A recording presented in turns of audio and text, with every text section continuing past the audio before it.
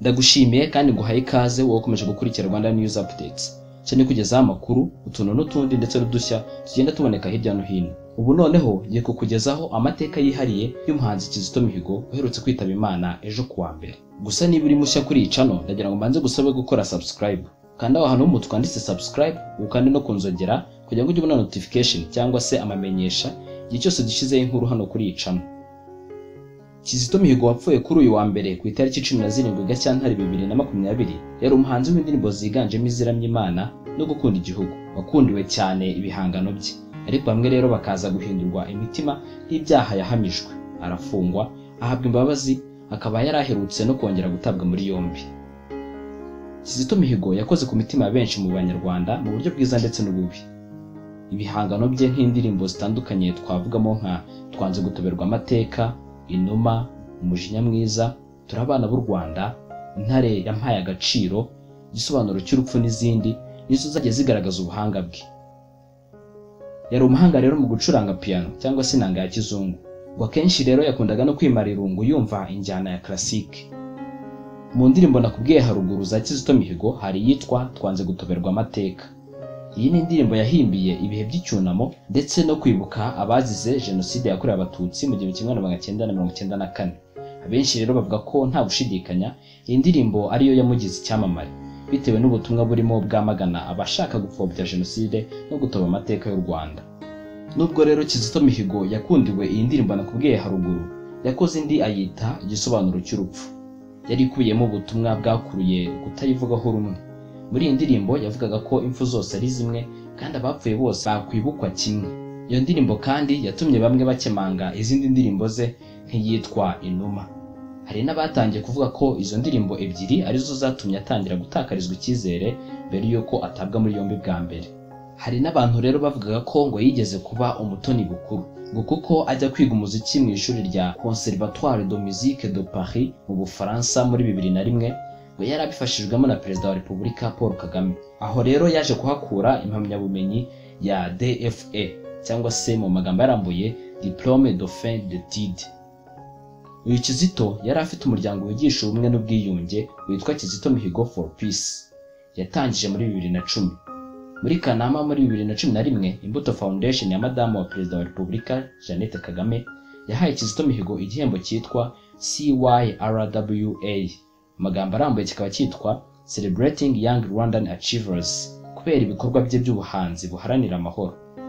Kizito Mihigo yavutse ku itariki ya 25 Nyakanga mu 1981 mu murenge wa Kibeho mu karere ka Nyaruguru, mu yahoze ari perefegitura ya Gikongoro, ubu ni mu ntara y'Amajyepfo. Ni umwana wa gatatu mu bana batandatu babyawe na Buguzi Auguste ndetse na Iribagiza Placide. Mihigo afite imyaka 9 yatangiye guhimba uturirimbo tw'abana, maze nyuma y'imyaka 5 gusa aza kuvamo umuhanzi w'indirimbo za Kiliziya Gatolika. Mu mwaka w'1994 se Auguste yishwe muri jenoside yakorewe Abatutsi. Kizito Mihigo yigeze kuvuga ko amateka ya jenoside yakorewe Abatutsi ari mu byamuhaye inganzo y'ubutumwa yaririmbaga. Ku myaka 14 ubwo yigaga mu mwaka wa mbere wa seminari nto ya Karubanda hariya i Butare, yahimbye indirimbo nyinshi ziririmbwa muri Kiliziya Gatolika mu Rwanda. Naho mu mwaka wa 2000 ubwo yari afite imyaka 19 wageze Kizito Mihigo afite indirimbo zirenga 200 za misa. Ibi rero byose byaratinze, ariko aza gufungwa, byamuviriyemo rero kugabanyirizwa icyizere ndetse n'igikundiro. Muri 2014 Kizito Mihigo yatawe muri yombi akekwaho ibyaha birimo kugambirira kugirira nabi umukuru w'igihugu. Ibi byaha byaramuhamye, maze ku itariki ya 27 Gashyantare muri 2015 urukiko rukuru rumukatira igifungo cy'imyaka 10. Yoherezwa muri gereza bakunze kwita 1930. Nyuma rero aza kwimurirwa muri Mageragere kimwe n'abandi bari bafungiwe hamwe. Itabwa muri yombi rya Kizito Mihigo no guhamwa n'ibi byaha byatumye bamwe mu bamukundaga bamutakariza icyizere, abandi baramusengera ngo afungurwe vuba. Muri 2018 ku itariki ya 15 Nzeri, Kizito Mihigo n'abandi barenga 2000 basohotse muri Mageragere nyuma y'imbabazi bari bamaze guhabwa na Perezida wa Repubulika y'u Rwanda Paul Kagame. Iki gihe amashimwe ku Mana yabaye menshi, itangazamakuru naryo ryahateye amatako.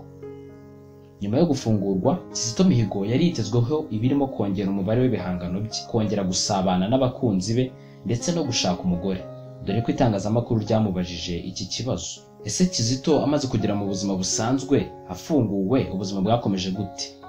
Kizito Mihigo amaze gufungurwa yagaruye igikundiro mu muryango nyarwanda. Bamwe batangira kwibutsa za ndirimbo ze za mbere batinyaga gucuranga afunzwe, bavuga ko rero batabyemerewe. Yanakoze rero ibikorwa byinshi muri kiliziya zitandukanye atibagiwe gutaramira ikibeho ku mavuko ye.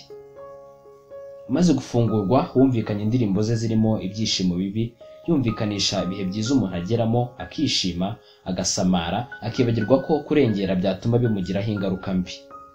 Nanone humvikanye kandi indirimbo ye yise aho kuguhomba yaguhombya, yumvikanisha ko Imana ikeneye umuntu yaremye, aho kugira ngo ayobywe n'ibyo atunze yakwemera ikabimwambura ariko ikamugumana.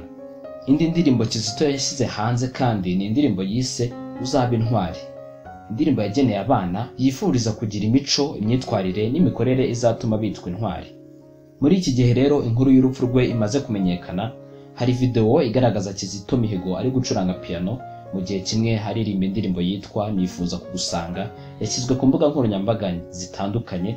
Abayishyizeho rero biyibutsaga indirimbo yashyize ahagaragara ku itariki ya 18 Mutarama muri uyu mwaka wa 2020. Kizito Mihigo yakoze ingendo muri za kiliziya zitandukanye mu gihugu abasangiza ubutumwa buri mu bihangano bye. Ibi nabyo rero byabaye nyuma yo guhabwa imbabazi agafungurwa. Kizito Mihigo yari yaratangiye igikorwa cyo kwigisha umuziki abana bari mu biruhuko. Muri iki gihe yabigishaga amajwi ya muzika ndetse no gucuranga mu buryo bw'ibanze, ndetse yari yaratangiye guha impamyabushobozi cyangwa se certificate abana bari barangije ibyiciro bitandukanye by'aya masomo. Nanone iminsi 9 mbere y'uko itariki ya 15 Nzeri 2019 igera, Kizito Mihigo yakoze amasengesho ashimira Imana kuba yarafunguwe, ndetse yajyaga asaba n'ababyifuza barimo n'abamusengeraga igihe yari afunzwe ko bakwifatanya muri ibyo bihe. Buri munsi kuva ku itariki ya 7 Nzeri, Kizito Mihigo yawugeneraga isengesho saa 9 z'igicamunsi kugeza ku itariki ya 15.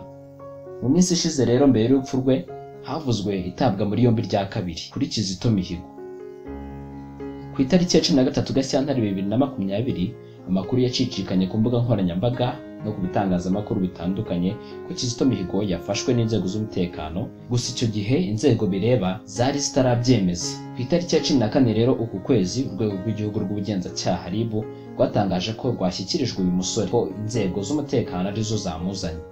Icyo gihe RIB yavuze ko Kizito Mihigo akekwaho gushaka gutorokera mu Burundi, ashaka kwinjira mu mutwe w'iterabwoba urwanya ubutegetsi bw'u Rwanda, ndetse rero ngo akaba akekwaho na ruswa.